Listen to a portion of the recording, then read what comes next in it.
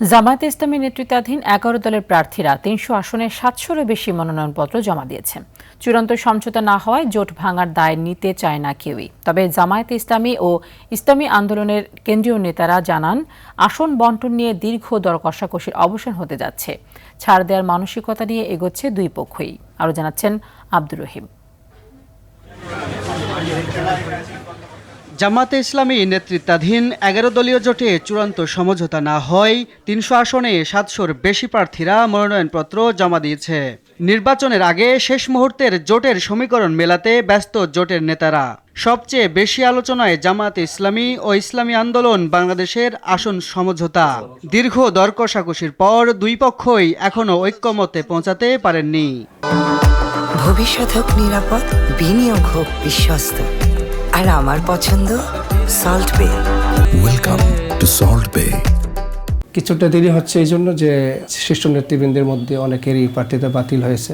বিভিন্ন সূত্র থেকে প্রাপ্ত তথ্য বলছে, শুরুতে ইসলামী আন্দোলনকে ৩১টি আসন ছাড়ের প্রস্তাব দিলেও পরে তা বাড়িয়ে ৪০টি দিতে সম্মত হয় জামাত। এতে সন্তুষ্ট নয় ইসলামী আন্দোলন বাংলাদেশ। তবে দলের সহকারী মহাসচিব আহমদ আব্দুল কাইয়ুম বলছেন, তাদের প্রাথমিক দাবি ছিল শতাধিক আসন, পরে তা কমে এখন ৭০। তবে জোটের স্বার্থে যে কোনো সিদ্ধান্ত মেনে নিতে প্রস্তুত ইসলামী আন্দোলন।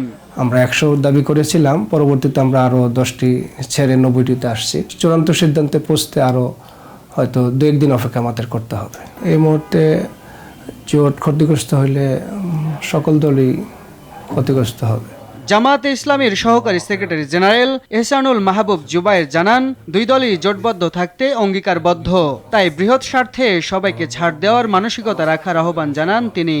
বৃহত্তর স্বার্থেই আমাদের এই জোটটা আমরা করেছি, স্বয়ং এটা মেনে নেওয়ার মধ্যেই কল্যাণ। সব দল একমত। এই জন্য আলাপ আলোচনা বা দাবি দেওয়া, আসন সংখ্যা, এটা ফাইনালি কোনো সমস্যার কারণ হবে না। টানাপোড়েন থাকলেও ১১ দলীয় জোট ভাঙছে না বলে আভাস দিয়েছে দুই দল।